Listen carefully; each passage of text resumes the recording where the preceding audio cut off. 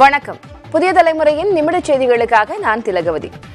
20 over உலகக்கோப்பை தொடரில் champion பட்டத்தை வென்ற இந்திய அணி சர்வதேச T20 போட்டிகளில் இருந்து ஓய்வை அறிவித்த விராட் கோலி, ரோஹித் சர்மா, கள்ளச்சாராயம் தொடர்பான துரைமுருகனின் பேச்சுக்கு வலுக்கும் எதிர்ப்பு, வட மாநிலங்களில் நீடிக்கும் பருவமழை, இஸ்ரேலில் அரசுக்கு எதிராக தொடரும் மக்கள் போராட்டம் என உள்ளூர் முதல் உலகம் வரையிலான பல்வேறு செய்திகளை நிமிடச் செய்திகளாக பார்க்கலாம். 20 ஓவர் உலகக்கோப்பை கிரிக்கெட் தொடரில் தென்னாப்பிரிக்க அணியை வீழ்த்தி இந்தியா இரண்டாவது முறையாக கோப்பையை வென்றது. பார்படாஸ் நகரில் நடந்த இறுதிப் போட்டியில் டாஸ் வென்ற இந்திய அணி பேட்டிங்கை தேர்வு செய்து களமிறங்கியது. முதலில் பேட்டிங் செய்த இந்திய அணி 20 ஓவர்களில் 7 விக்கெட்டுகளை இழந்து 176 ரன்கள் எடுத்தது.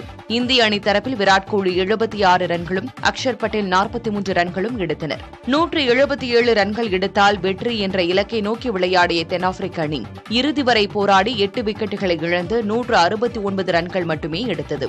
இதன் மூலம் 7 ரன்கள் வித்தியாசத்தில் இந்திய அணி அபார வெற்றி பெற்றது. இந்திய அணி தரப்பில் ஹர்திக் பாண்டியா 3 விக்கெட்டுகளை கைப்பற்றி வெற்றிக்கு உதவினார். அதே சமயம் பும்ரா மற்றும் அஸ்தீப் சிங் ஆகியோர் தலா 2 விக்கெட்டுகளை கைப்பற்றினர். ரோஹித் சர்மா தலைமையிலான இந்திய அணி 17 ஆண்டுகளுக்கு பிறகு 20 ஓவர் உலகக்கோப்பையை கைப்பற்றி அசத்தியிருக்கிறது. இந்திய அணிக்காக 2007இல் 20 ஓவர் உலகக்கோப்பையை முதல் முறையாக தோனி வென்றது குறிப்பிடத்தக்கது.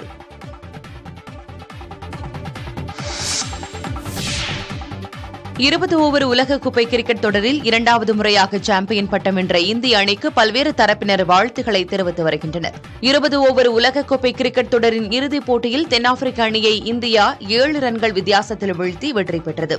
இரண்டாவது முறையாக சாம்பியன் பட்டம் வென்றுள்ள இந்திய அணிக்கு குடியரசுத் தலைவர், பிரதமர் மோடி, மக்களவை எதிர்க்கட்சித் தலைவர் ராகுல் காந்தி, முதலமைச்சர் ஸ்டாலின் உள்ளிட்ட தலைவர்கள் வாழ்த்து தெரிவித்துள்ளனர். அதே சமயம் இந்திய அணியின் முன்னாள் கேப்டன் மகேந்திர சிங் தோனி, கிரிக்கெட் ஜாம்பவான் சச்சின், முன்னாள் கிரிக்கெட் வீரர்கள் கௌதம் கம்பீர், யுவராஜ் சிங், VVS லட்சுமண் உள்ளிட்டோரும் இந்திய அணிக்கு வாழ்த்து தெரிவித்துள்ளனர். அதேபோல் அமிதாப் பச்சன், அல்லு அர்ஜுன், பிரபுதேவா, GV பிரகாஷ் உள்ளிட்ட திரைப்பிரபலங்களும் இந்திய அணிக்கு வாழ்த்து கூறி மகிழ்ச்சியை வெளிப்படுத்தியுள்ளனர். சர்வதேச 20 ஓவர் கிரிக்கெட் போட்டிகளிலிருந்து ஓய்வு பெறுவதாக இந்திய அணியின் மூத்த வீரர்கள் விராட் கோலி மற்றும் ரோஹித் சர்மா ஆகியோர் அறிவித்துள்ளனர். 20 ஓவர் உலகக்கோப்பையை இந்திய அணி வென்றிருக்கும் நிலையில் இருவரின் அறிவிப்பு கிரிக்கெட் ரசிகர்களிடையே அதிர்ச்சியை ஏற்படுத்தியுள்ளது. நேற்றைய போட்டியில் 76 ரன்கள் குவித்து இந்திய அணியின் வெற்றிக்கு முக்கிய காரணமாக அமைந்தவர் விராட் கோலி. ஆட்ட நாயகனாக தேர்ந்தெடுக்கப்பட்ட கோலி தனது ஓய்வை அறிவித்ததுடன் இளம் தலைமுறையினர் கிரிக்கெட் விளையாட்டை அடுத்த கட்டத்திற்கு கொண்டு செல்ல வேண்டும் என வலியுறுத்தினார். அதேபோன்று 20 ஓவர் கிரிக்கெட் போட்டிகளிலிருந்து ஓய்வை அறிவித்துள்ள ரோஹித் சர்மா, இந்தியாவிற்காக கோப்பையை வென்றுவிட்டு ஓய்வை தெரிவிக்க வேண்டும் என்ற தனது விருப்பம் நிறைவேறிவிட்டதாக கூறினார். சர்வதேச அளவில் 20 ஓவர் கிரிக்கெட் போட்டிகளில் பல சாதனைகளை படைத்துள்ள விராட் கோலி மற்றும் ரோஹித் சர்மா ஆகியோர் ஒருநாள் மற்றும் டெஸ்ட் போட்டிகளில் தொடர்ந்து விளையாடுவார்கள் என்பது அவர்களது ரசிகர்களுக்கு ஆறுதல் அளிக்கும் செய்தி. இந்திய கிரிக்கெட் அணியின் தலைமை பயிற்சியாளரான ராகுல் டிராவிட் தனது கடைசி உலகக்கோப்பை தொடரை வெற்றிகரமாக நிறைவு செய்திருக்கிறார். 20 ஓவர் உலகக்கோப்பையை இந்திய அணி இரண்டாவது முறையாக வென்றிருக்கும் நிலையில் இந்திய அணியின் தலைமை பயிற்சியாளரான ராகுல் டிராவிட் உலகக்கோப்பையுடன் தனது பயிற்சியாளர் பதவியிலிருந்து விடைபெற்றுள்ளார். 2021ஆம் ஆண்டு நவம்பர் மாதம் இந்திய அணியின் தலைமை பயிற்சியாளராக ராகுல் டிராவிட் பதவி வகித்து வந்தார். அவரது பயிற்சியின் கீழ் பல்வேறு அணிகளுடனான போட்டியில் இந்தியா பல வெற்றிகளை பெற்றிருந்தாலும் 2023இல் நடந்த உலக டெஸ்ட் சாம்பியன்ஷிப் தொடர் மற்றும் 50 ஓவர் உலகக்கோப்பை தொடர் ஆகியவற்றில் இறுதிப் போட்டியில் தோல்வியை கண்டது. இது பெரும் விமர்சனங்களை எழுப்பிய நிலையில் இந்திய கிரிக்கெட் அணியின் தலைமை பயிற்சியாளரான ராகுல் டிராவிட் தனது கடைசி உலகக்கோப்பை தொடரை வெற்றிகரமாக நிறைவு செய்திருக்கிறார். இந்திய அணியின் கேப்டனாக இருந்தபோது செய்ய முடியாததை பயிற்சியாளராக இருந்து உலகக்கோப்பையை வென்று அசத்திய டிராவிட்டிற்கு வாழ்த்துகள் குவிந்து வருகிறது.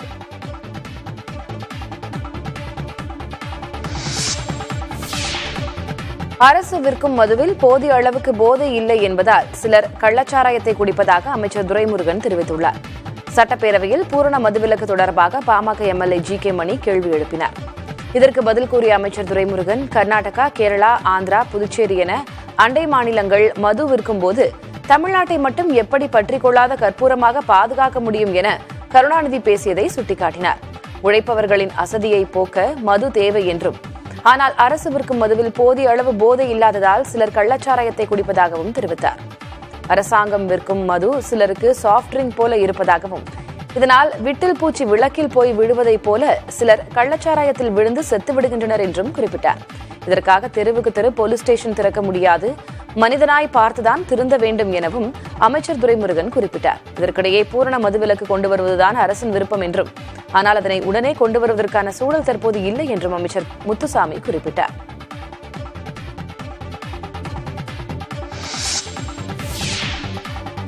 தமிழ்நாட்டில் முழு மதுவிலக்கு சாத்தியமில்லை என அமைச்சர் பேசியுள்ளது அரசின் தோல்வியையும் இயலாமையையும் காட்டுவதாக பாமக தலைவர் அன்புமணி ராமதாஸ் விமர்சித்துள்ளார். அன்புமணி ராமதாஸ் வெளியிட்டுள்ள அறிக்கையில் மதுவிலக்கை நடைமுறைப்படுத்தினால் அண்டை மாநிலங்களிலிருந்து மது உள்ளே வருவதற்கு வாய்ப்பு இருக்கிறது என பேரவையில் மதுவிலக்குத்துறை அமைச்சர் முத்துசாமி பேசியதை சுட்டிக்காட்டினார். டாஸ்மாக் மதுவில் கிக் இல்லாததால் கள்ளச்சாராயத்தை நோக்கி செல்கின்றனர் என மூத்த அமைச்சர் துரைமுருகனும் சமூக பொறுப்பின்றி பேசியிருப்பது நியாயமல்ல என அவர் குறிப்பிட்டுள்ளார். அமைச்சர்களின் பேச்சுகள் தமிழக அரசின் தோல்வியையும் இயலாமையுமே காட்டுவதாக அன்புமணி விமர்சித்துள்ளார். கள்ளச்சாராயம் பெருகிவிடும் என்ற புளித்து போன காரணங்களை கூறியே மதுவிலக்கை தள்ளிப்படக்கூடாது என குறிப்பிட்டுள்ள அன்புமணி, 5000 மதுக்கடைகள் இருந்தும் மாநிலம் முழுவதும் கள்ளச்சாராயம் ஆறாக ஓடிக்கொண்டுதான் இருக்கிறது எனவும் சாடினார். மதுவிலக்கு சாத்தியமில்லை என்றால் அரசு பதவி விலக வேண்டும் என வலியுறுத்தியுள்ள அன்புமணி, உழைப்போரின் அசதியை போக்க மது தேவை என உழைக்கும் மக்கள் மீது பழியை சுமத்துவது கண்டிக்கத்தக்கது எனவும் குறிப்பிட்டுள்ளார். தமிழ்நாட்டில் உடனே மதுவிலக்கை அமல்படுத்த வேண்டும் என அரசுக்கு அன்புமணி ராமதாஸ் வலியுறுத்தியுள்ளார். டாஸ்மாக் மது குறித்து சட்டப்பேரவையில் மூத்த அமைச்சர் துரைமுருகனின் பேச்சுக்கு தேமுதிக பொதுச் செயலாளர் பிரேமலதா கண்டனம் தெரிவித்திருக்கிறார். பிரேமலதா வெளியிட்டுள்ள அறிக்கையில் டாஸ்மாக் மதுவில் கிக் இல்லை என துரைமுருகன் பேரவையில் பேசியுள்ளதாக குறிப்பிட்டுள்ளார். மூத்த அமைச்சர் ஒருவர் முதலமைச்சர் முன்னிலையில் பேரவையில் இப்படி பேசுவது கண்டனத்துக்குரியது என பிரேமலதா குறிப்பிட்டுள்ளார். துரைமுருகனின் பேச்சு அரசு தங்கள் நிலையை தாங்களே ஒப்புக்கொண்டுள்ளது என்பதாகத்தான் அர்த்தம் என பிரேமலதா கூறினார். 65 உயிர்களை இழந்து வாடும் மக்கள் அமைச்சர் துரைமுருகனின் பேச்சை கேட்டு பேரதிர்ச்சி அடைந்துள்ளதாகவும் அவர் தெரிவித்திருக்கிறார். டாஸ்மாக் கடைகளை ஒழித்து போதையில்லாத தமிழகத்தை உருவாக்க வேண்டும் என்று கூறியுள்ள பிரேமலதா, குடிக்க மதுவை கொடுத்து கோடிகளை சம்பாதிப்பதற்காக மக்களை இப்படி ஏமாற்றுவது ஏற்புடையதல்ல என்றும் கூறினார்.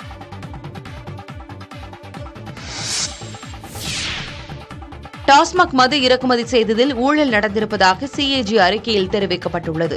சட்டப்பேரவையில் வைக்கப்பட்ட 2021-22 ஆண்டு நிதியாண்டுக்கான அறிக்கை குறித்து சிஏஜி அறிக்கை வெளியிட்டுள்ளது. இதுகுறித்து செய்தியாளர்களுக்கு விளக்கமளித்த முதன்மை தலைமை கணக்காயர் ஜெய்சங்கர், ஒரே நபர் தொடர்ச்சியாக ஏலத்தில் தேர்வு செய்யப்பட்டதால் மதுபான இறக்குமதியில் ஊழல் நடந்திருப்பதாக குறிப்பிட்டார். டாஸ்மாக் மதுபான விலை உயர்த்தப்பட்டாலும் அதற்கேற்ற வரி அரசுக்கு செலுத்தப்படவில்லை என்றும், இதனால் அரசுக்கு 30,50,00,000 ரூபாய் இழப்பு ஏற்பட்டுள்ளதாகவும் அவர் தெரிவித்திருக்கிறார். வரி தாக்கல் செய்யாதோர் மீது எந்த நடவடிக்கையும் எடுக்கப்படவில்லை என்றும், தணிக்கை காலத்தில் வரி தாக்கல் ஆய்வுக்கு உட்படுத்தப்படவில்லை என்றும் அவர் கூறினார். கொரோனா காலத்தில் தகுதி இல்லாதவர்களுக்கு 5,78,00,000 ரூபாய் கோவிட் பண உதவி வழங்கப்பட்டிருப்பதும் சிஏஜி அறிக்கையில் தெரியவந்திருப்பதாக ஜெய்சங்கர் கூறினார். தொடக்க கல்வி இயக்ககத்தின் இயக்குநர் கண்ணப்பன் பள்ளிக் கல்வி இயக்ககத்தின் இயக்குநராக பணியிட மாற்றம் செய்யப்பட்டுள்ளார். இதேபோல் அரசு தேர்வுகள் இயக்ககத்தின் இயக்குநர் சேதுராமவர்மா தொடக்க கல்வி இயக்குநராகவும், மாநில கல்வியியல் ஆராய்ச்சி மற்றும் பயிற்சி இயக்ககத்தின் இயக்குநர் லதா அரசு தேர்வுகள் இயக்ககத்தின் இயக்குநராகவும் பணியிட மாற்றம் செய்யப்பட்டுள்ளதாக அரசு அறிவித்துள்ளது.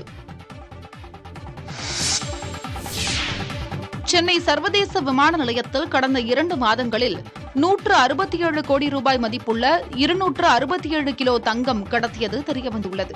விமான நிலைய உளவுத்துறை அதிகாரிகள் நடத்திய விசாரணையில் இது தெரியவந்துள்ளது. உளவுத்துறை தகவலின் பேரில் விமான நிலைய வளாகத்தில் உள்ள கடை ஒன்றின் மேலாளரை தடுத்து நிறுத்தி சோதனை செய்தனர். அவரிடம் நடத்தப்பட்ட சோதனையில் மலக்குடலில் வைத்து தங்கம் கடத்தியது தெரியவந்தது. தங்கம் கடத்தியவர் இலங்கையை சேர்ந்தவர் என்பதும், சபீர் அலி என்பவர் மூலம் அவர் சென்னை சர்வதேச விமான நிலையத்தில் கடை நடத்தி வந்ததும் தெரியவந்தது. தங்கம் கடத்தி வருவதற்காக 8 நபர்களை பணியில் ஈடுபடுத்தியதும் தெரியவந்துள்ளது.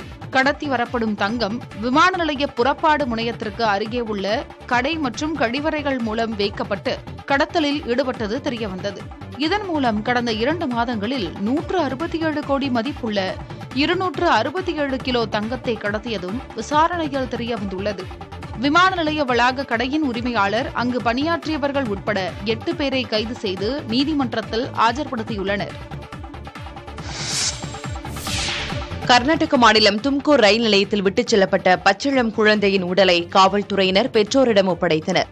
ஆந்திராவைச் சேர்ந்த அம்பிகா என்பவருக்கு கடந்த 23ஆம் தேதி தனியார் மருத்துவமனையில் குழந்தை பிறந்திருக்கிறது. அப்போது குழந்தைக்கு மூச்சுத் திணறல் ஏற்பட்டதால் குழந்தையை மேல் சிகிச்சைக்கு தும்கூருக்கு அழைத்துச் சென்றுள்ளார்.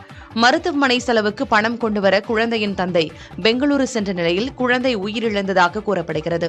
குழந்தையை ஊருக்கு கொண்டு செல்ல பணம் இல்லாததால் குழந்தையின் தாய் மற்றும் பாட்டி குழந்தையின் உடலை ரயில் நிலையத்திலேயே வைத்துச் சென்றதாக சொல்லப்படுகிறது. இந்நிலையில் கடந்த 27ஆம் தேதி தும்கூர் ரயில் நிலையத்தில் துணியால் சுற்றப்பட்டு கிடந்த பச்சிளம் குழந்தையின் உடலை காவல்துறையினர் கண்டெடுத்தனர். பின்னர் மருத்துவமனையில் குழந்தைக்கு வழங்கப்பட்டிருந்த அடையாள அட்டையை வைத்து பெற்றோரை தேடி வந்தனர். இந்நிலையில் உயிரிழந்த குழந்தையின் வீட்டு முகவரியை தேடி கண்டறிந்த காவல்துறையினர் குழந்தையின் உடலை பெற்றோரிடம் ஒப்படைத்தனர். ஈரோடு மாவட்டம் கோபிச்செட்டிப்பாளையம் அருகே தடப்பள்ளி வாய்க்கால் கரையில் பிளாஸ்டிக் கழிவுகளை கொட்டிய நகராட்சி வாகனத்தை விவசாயிகள் சிறைப்பிடித்து போராட்டத்தில் ஈடுபட்டனர். பிளாஸ்டிக் கழிவுகள் கரட்டடிப்பாளையம் பகுதியிலிருந்து பங்களாபுத்தூர் செல்லும் சாலையில் தடப்பள்ளி வாய்க்கால் கரையில் கொட்டுவதற்காக கோபிச்செட்டிப்பாளையம் நகராட்சி வாகனத்தில் எடுத்துச் செல்லப்பட்டது. வாய்க்கால் கரையில் கழிவுகளை கொட்டிக் கொண்டிருந்தபோது அந்த பகுதி விவசாயிகள் வாகனத்தை சிறைப்பிடித்து நகராட்சி நிர்வாகத்திடம் தெரிவித்தனர்.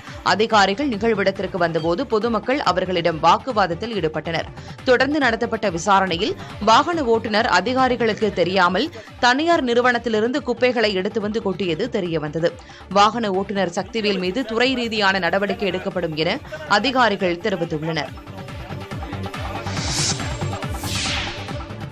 கோவை மாவட்டம் வால்பாறை அருகே அதிரப்பள்ளி செல்லும் சாலையில் கபாலி என்ற உள்ளூர் மக்கள் அழைக்கும் ஒற்றை காட்டு யானை சாலையை மறித்து நின்றதால் போக்குவரத்தில் பாதிப்பு ஏற்பட்டது.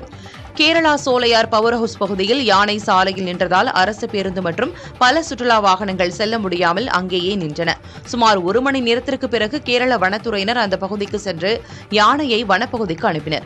இந்த சம்பவத்தால் சுமார் 1 மணி நேரம் போக்குவரத்தில் பாதிப்பு ஏற்பட்டது. இருசக்கர வாகனங்கள் மற்றும் சிறிய கார்களில் வரும் சுற்றுலா பயணிகள் கனரக வாகனத்திற்கு பின்பு பாதுகாப்புடன் வர வேண்டும் என கேரள வனத்துறையினர் எச்சரிக்கை விடுத்துள்ளனர். கொடைக்கானலில் சுற்றுலா பயணிகளுக்கு மெத்தம்பெட்டமைன் போதைப்பொருள் விற்பனை செய்தது தெரியவந்த நிலையில் கோவை மற்றும் பெங்களூரு ஆகிய நகரங்களுக்கு தனிப்படை காவல்துறையினர் விரைந்துள்ளனர். தேனி மாவட்டம் புதுப்பட்டி புறவழிச்சாலை பகுதியில் பெரியகுளம் வடகரை காவல்துறையினர் நள்ளிரவில் ரோந்து பணியில் ஈடுபட்டனர். அப்போது கேரள பதிவு எண் கொண்ட காரை நிறுத்தி சோதனை செய்தபோது 2 கிலோ கஞ்சா வைத்திருந்தது தெரியவந்தது. இதனையடுத்து காரில் வந்த 3 நபர்களையும் காவல் நிலையத்திற்கு அழைத்துச் சென்று விசாரணை செய்தபோது அவர்கள் முன்னுக்கு பின் முரணாக பதில் அளித்ததாக கூறப்படுகிறது. பின்னர் வாகனத்தை முழுமையாக சோதனை செய்ததில் மெத்தம்பெட்டமைன் போதைப்பொருள் 30 பாக்கெட்டுகள் இருந்தது கண்டுபிடிக்கப்பட்டது. இந்நிலையில் அங்கு வந்த மாவட்ட காவல்துறை கண்காணிப்பாளர் கைதான விசாரித்ததோடு போதைப் பொருட்களையும் ஆய்வு செய்தார். இது தொடர்பாக 10 நபர்கள் கொண்ட தனிப்படை குழு பெங்களூரு, சென்னை, கோவை உள்ளிட்ட தமிழகத்தின் முக்கிய நகரங்களுக்கு அனுப்பி வைக்கப்பட்டனர். இந்நிலையில் கைதான விகாஷியா மற்றும் ஆரிஃப் ஆகியோர் கொடைக்கானலுக்கு வரும் வெளிமாநில நபர்களுக்கு போதைப் பொருட்களை விற்பனை செய்து வந்தது காவல்துறை விசாரணையில் தெரியவந்திருக்கிறது. தமிழ்நாட்டின் பல்வேறு பகுதிகளில் போதைப் பொருள் பழக்கத்திற்கு எதிரான விழிப்புணர்வு பேரணியில் மாணவ மாணவிகள் ஈடுபட்டனர். மதுரை மாவட்டம் உசிலம்பட்டியில் காவல்துறையினருடன் இணைந்து பெண்கள் மேல்நிலைப்பள்ளி சார்பில் போதைப் பொருள் பழக்கத்திற்கு எதிரான விழிப்புணர்வு பேரணி நடைபெற்றது. இதில் பங்கேற்ற பள்ளி மாணவிகள் முக்கிய வீதிகளின் வழியாக ஊர்வலமாக சென்றதோடு பொதுமக்களுக்கு துண்டு பிரசுரங்களையும் வழங்கினர்.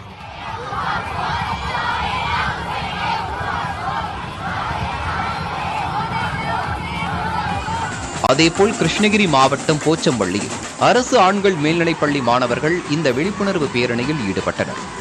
அப்போது மக்களின் கவனத்தை ஈர்க்கும் வகையில் கலை நிகழ்ச்சிகளும் நடத்தப்பட்டன.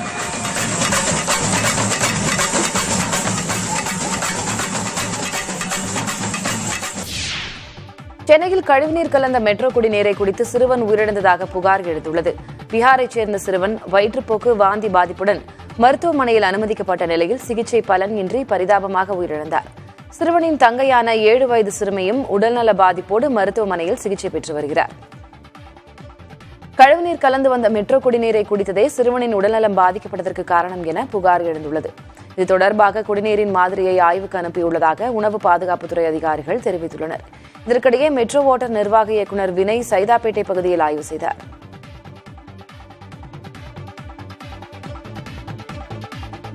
விசாரணை பண்ணறப்போ பார்த்தப்போ இந்த தெருவில் அந்த பையனோட தங்கச்சிக்கும் வந்து வாந்தி பேதி இருந்திருக்கு. ஸோ உடனடியாக நாங்கள் சஸ்பெக்ட் பண்ணது வாட்டர் பார்ன் டிசீஸா இல்லை ஃபுட் பாய்சனிங்கான்னு பார்க்கறதுக்காக இங்கே பக்கத்தில் இருக்கக்கூடிய அத்தனை கடைகளையும் நாங்கள் இது பண்ணணும், சர்ச் பண்ணோம். அதாவது எக்ஸ்பைரி ப்ராடக்ட் ஏதாவது இருக்கா, இல்லை குழந்தை வேறு ஏதாவது சாப்பிட்ருக்காங்க, அது மாதிரி ப்ராடக்ட்ஸ் எதுவுமே எங்களுக்கு கிடைக்கல. ஸோ இங்கே இருக்கிறவங்க என்ன சொல்கிறாங்கன்னா, இந்த தண்ணியில் தான் எங்களுக்கு 10 நாளாக வாட வந்துட்டுருக்கு அப்படின்னு சொல்லியிருக்காங்க.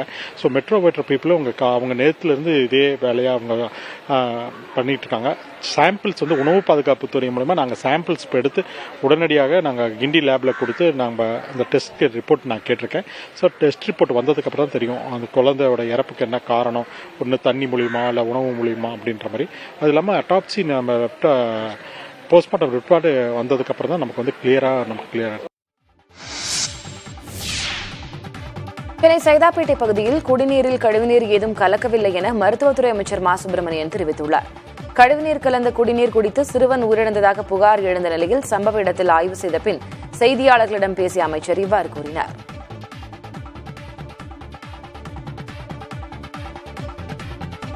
$625 வீடுகள் இருக்கிற நிலையில் குடிநீர் அகற்று வாரியத்தின் சார்பில் இன்றைக்கு ஒரு 200க்கும் மேற்பட்ட இடங்களில் இருந்து தண்ணீர் பரிசோதனைகளுக்கு எடுத்திருக்கிறார்கள். எல்லா இடங்களிலுமே எங்கேயுமே பொல்யூஷனும் இல்லை.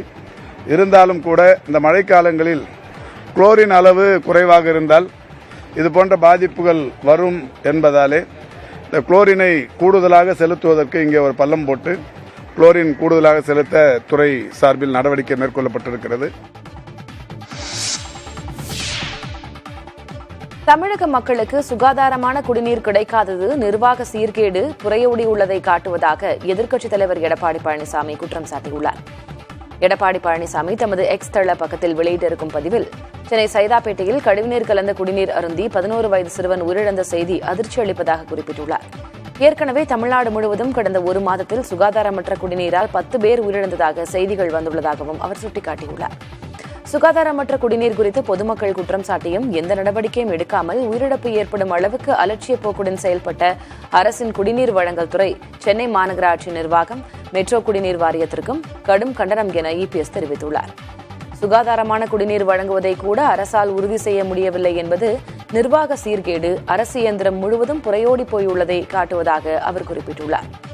தமிழ்நாடு முழுவதும் சுகாதாரமான குடிநீர் கிடைப்பதை அரசு உறுதி செய்ய வேண்டும் என எடப்பாடி பழனிசாமி தனது பதிவில் வலியுறுத்தியுள்ளார்.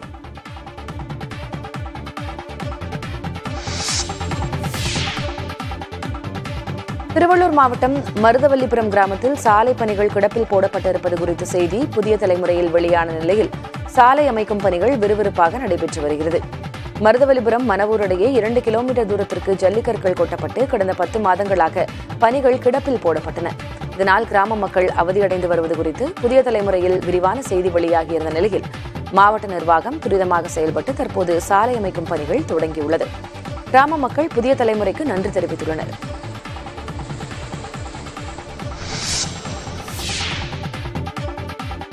செங்கல்பட்டு மாவட்டம் மறைமலை நகர் அருகே வீட்டு வாசலில் நின்று கொண்டிருந்த முதியவர் மாடு முட்டியதில் சிகிச்சை பலனின்றி உயிரிழந்தார். மறைமலை நகர் நகராட்சிக்கு உட்பட்ட 12வது வார்டு பெரியாழ்வார் தெருவைச் சேர்ந்த கன்னியப்பன் தனது வீட்டு வாசலில் நின்று கொண்டிருந்தார். அப்போது சாலையில் சுற்றித் திரிந்த மாடு ஒன்று கன்னியப்பன் மீது முட்டி அவரை தூக்கி வீசியது. உடனடியாக ஆம்புலன்ஸ் மூலம் தனியார் மருத்துவமனையில் சிகிச்சைக்காக அனுமதிக்கப்பட்டார். அப்போது அங்கு சிகிச்சை பலனின்றி அவர் பரிதாபமாக உயிரிழந்தார். எனவே சாலையில் சுற்றித் திரியும் மாடுகளை கட்டுப்படுத்த மாவட்ட நிர்வாகத்திற்கு பொதுமக்கள் கோரிக்கை விடுத்துள்ளனர்.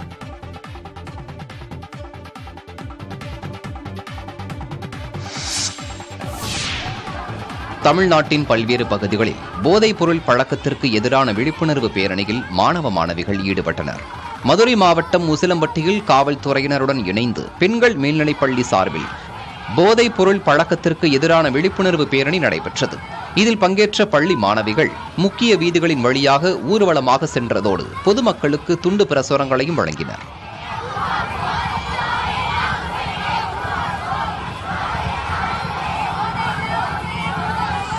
அதேபோல் கிருஷ்ணகிரி மாவட்டம் போச்சம்பள்ளியில் அரசு ஆண்கள் மேல்நிலைப்பள்ளி மாணவர்கள் இந்த விழிப்புணர்வு பேரணியில் ஈடுபட்டனர். அப்போது மக்களின் கவனத்தை ஈர்க்கும் வகையில் கலை நிகழ்ச்சிகளும் நடத்தப்பட்டன.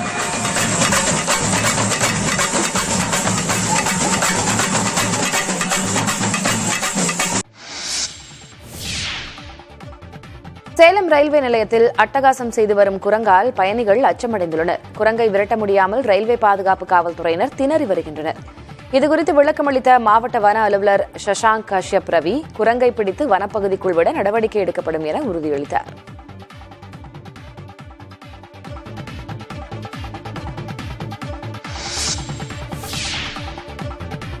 விருதுநகர் மாவட்டம் வெம்பக்கோட்டையில் 3ஆம் கட்ட அகழாய்வின் போது 3000 ஆண்டுகள் பழமையான சங்கு வளையல்கள் மற்றும் கழுத்தில் அணியும் சுடுமண்ணால் ஆன பதக்கம் கண்டெடுக்கப்பட்டுள்ளது. வைப்பாற்றின் வடகரையில் 3ஆம் கட்ட அகழாய்வு பணிகள் நடைபெற்று வருகிறது. இதில் கண்ணாடி மணிகள், பழங்கால செங்கற்கள், சுடுமண் அகல் விளக்கு, கூம்பு வடிவ கிண்ணத்தின் அடிப்பகுதி, சதுரங்கம் விளையாடும் ஆட்டக்காய் உள்ளிட்ட பொருட்கள் கண்டெடுக்கப்பட்டன. இந்நிலையில் தற்போது அகழாய்வில் 3000 ஆண்டுகள் பழங்கால சங்கு வளையல்கள் மற்றும் கழுத்தில் அணியும் சுடுமண்ணால் ஆன பதக்கம் கண்டெடுக்கப்பட்டுள்ளது. 3ஆம் கட்ட அகழாய்வில் இதுவரை 200க்கும் மேற்பட்ட பழங்கால பொருட்கள் கண்டெடுக்கப்பட்டுள்ளதாக தொல்லியல் துறை அதிகாரிகள் தெரிவித்துள்ளனர். முதல் கட்ட அகழாய்வில் 3254 பழங்கால பொருட்களும், 2ஆம் கட்ட அகழாய்வில் 4660 பழங்கால பொருட்களும் கண்டெடுக்கப்பட்டதோடு அவை பொதுமக்களின் காட்சிக்காக வைக்கப்பட்டுள்ளன.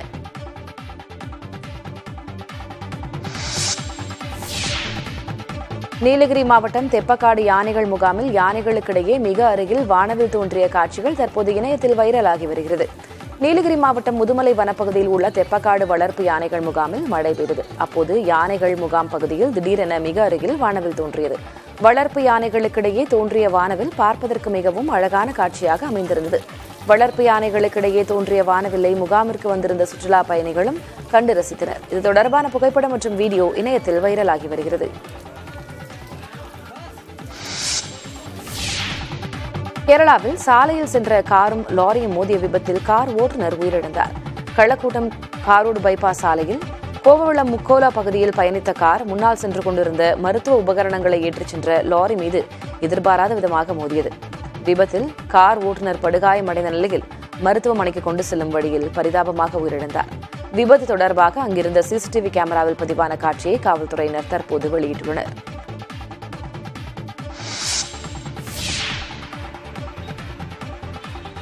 மெட்ராஸ் அட்வர்டைசிங் கிளப்பின் மேடிஸ் விருதுகள் வழங்கும் விழாவில் புதிய தலைமுறை தொலைக்காட்சி வெண்கலப் பதக்கத்தை தட்டிச் சென்றது. விளம்பரத்துறையின் மிகச்சிறந்த திறமையை அங்கீகரிக்கும் வகையில் மெட்ராஸ் அட்வர்டைசிங் கிளப்பின் மேடிஸ் விருதுகள் வழங்கும் விழா சென்னையில் நடைபெற்றது. இதில் மீடியா அண்ட் என்டர்டைன்மெண்ட் ப்ரோமோஸ் நான் ஃபிக்ஷன் பிரிவில் புதிய தலைமுறை தொலைக்காட்சிக்கு வெண்கல விருது கிடைத்துள்ளது. நாட்டிலேயே முதன்முறையாக 1 கோடி சப்ஸ்கிரைபர்களை பெற்ற யூடியூப் சேனல் என்ற பெருமையை புதிய தலைமுறை கடந்த ஆண்டு பெற்றது. இதற்காக வெளியிடப்பட்ட ப்ரோமோ வீடியோவுக்காக புதிய தலைமுறையின் மார்க்கெட்டிங் பிரிவுக்கு இந்த விருது வழங்கப்பட்டுள்ளது.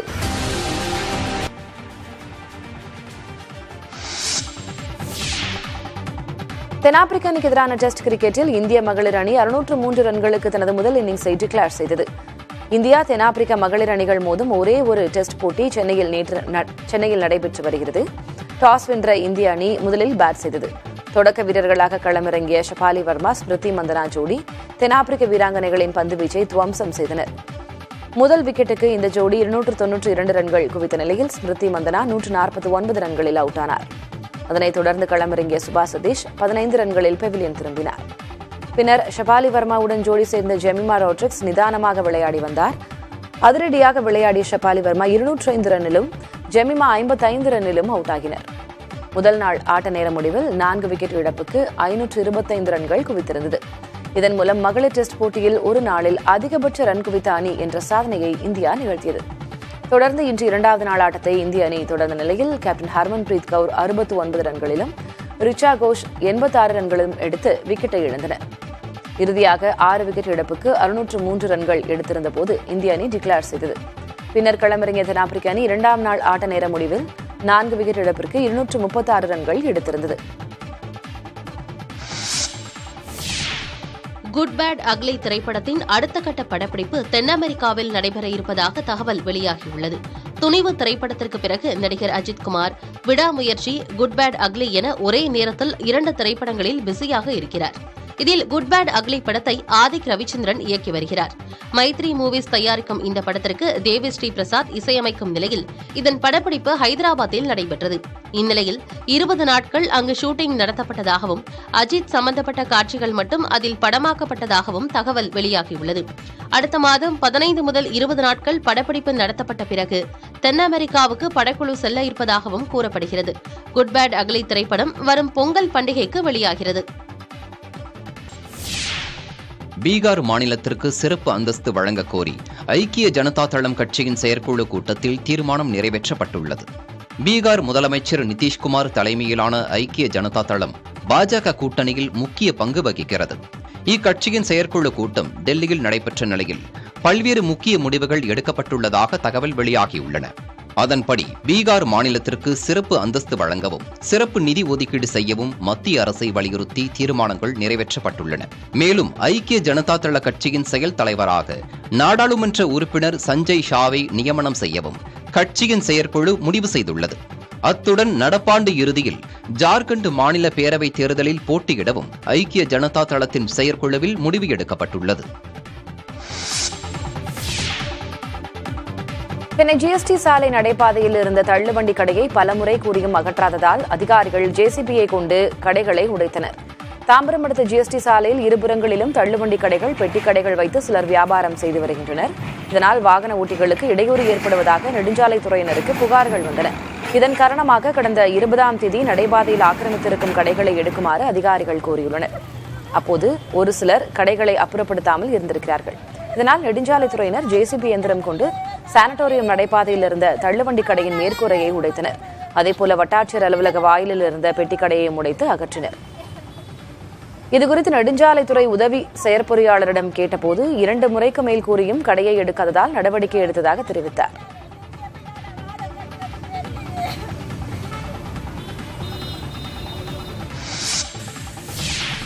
பணி நியமன பட்டியல் வெளியிடும் முன்பே குரூப் 4 தேர்வுக்கான இறுதி விடைத்தாள் மற்றும் OMR தாள் நகலை வெளியிட வேண்டும் என தமிழ்நாடு பணியாளர் தேர்வாணையத்திற்கு உயர்நீதிமன்ற மதுரை கிளை உத்தரவிட்டுள்ளது. பழனி மேட்டுப்பட்டியைச் சேர்ந்த முத்துலட்சுமி, திருச்சியைச் சேர்ந்த முத்து செல்வம் உள்ளிட்ட தேர்வர்கள் உயர்நீதிமன்ற மதுரை கிளையில் மனு தாக்கல் செய்தனர். அதில் ஜூன் 9ஆம் தேதி நடந்து முடிந்த குரூப் 4 தேர்வுக்கான இறுதி விடைத்தாள் OMR தாள் நகலை பணி நியமன அறிவிப்புக்கு பிறகு வெளியிட்டால் தேர்வர்கள் பாதிக்கப்படுவதாக கூறியிருந்தனர். எனவே பணி நியமன பட்டியல் வெளியிடுவதற்கு முன்பாக இறுதி விடைத்தாள் OMR தாள் நகலை வெளியிட உரிய உத்தரவு பிறப்பிக்க வேண்டும் என மனுவில் வலியுறுத்தியிருந்தனர். இதனை விசாரித்த நீதிபதி மஞ்சுளா, குரூப் 4 தேர்வுக்கான இறுதி விடைத்தாள் OMR நகலை வெளியிடும் முன்பே பணி நியமன பட்டியலை வெளியிட வேண்டும் என தமிழ்நாடு பணியாளர் தேர்வாணையத்திற்கு உத்தரவிட்டு வழக்கை முடித்து வைத்தார்.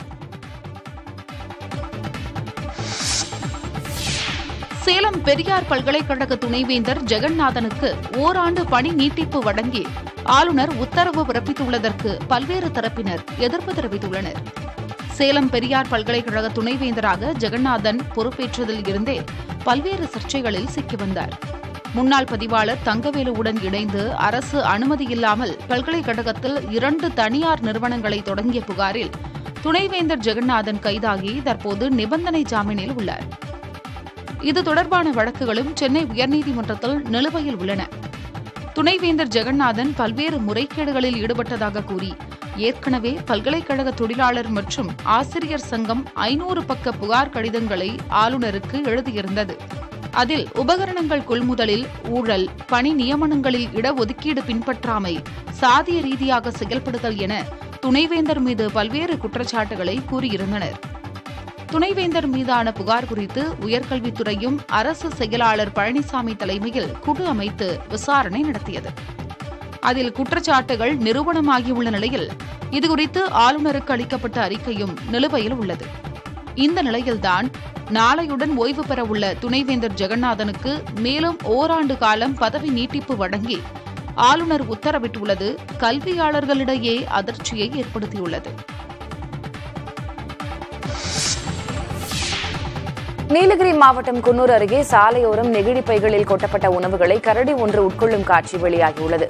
அங்கு பல்வேறு பகுதிகளிலும் அதிக அளவு நெகிழி பைகளில் கழிவுகள் கொட்டப்படுகின்றன. குறிப்பாக நெகிழியோடு வீசப்படும் உணவுகளை வனவிலங்குகள் உட்கொள்ளும் போது அவற்றிற்கு உடல் உபாதைகள் ஏற்படுவது தொடர்கதையாகி வருகிறது. இந்நிலையில் வசம்பள்ளம் பகுதியில் சுற்றித்திருந்த கரடி ஒன்று நெகிழியோடு சேர்த்து உணவை உட்கொண்ட காட்சி வெளியானது. நீலகிரி மாவட்டத்தில் ஏற்கனவே நெகிழியை பயன்படுத்த தடை இருக்கும் சூழலில் கண்காணிப்பு பணிகளை அதிகாரிகள் தீவிரப்படுத்த வேண்டும் என விலங்கு நல ஆர்வலர்கள் வலியுறுத்தியுள்ளனர்.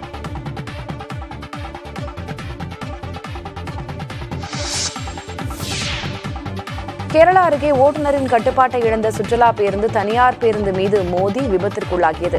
இதில் பேருந்தின் முன்பகுதி சேதமடைந்தது. பட்டாம்பி பெரிந்தல்மன்னா வழித்தடத்தில் ஆமையூரில் நடைபெற்ற இந்த விபத்தில் பேருந்து பயணிகள் யாருக்கும் உயிர் சேதம் ஏற்படவில்லை. காலை 6 மணி அளவில் நடைபெற்ற இந்த விபத்து குறித்த கண்காணிப்பு கேமரா பதிவுகள் வெளியாகியுள்ளன.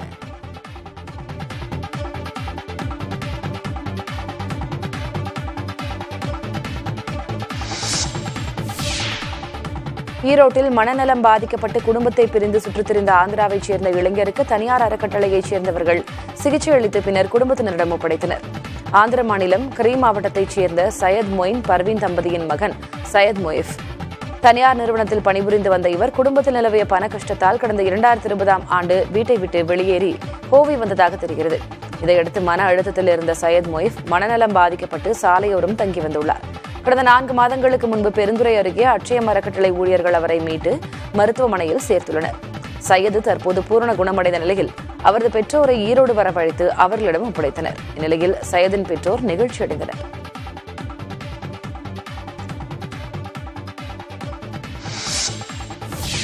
அப்புறம் அவரோட நம்பர் கிடைக்க ஆரம்பிச்சது. ஃபேமிலிக்கு காண்டாக்ட் பண்ணால் ஃபேமிலி இவங்க வந்து என்னோட பையன் இறந்து போயிட்டான், ரொம்ப நாளாக காணோம் அப்படிங்கிற மனநிலையில் இருந்திருக்காங்க.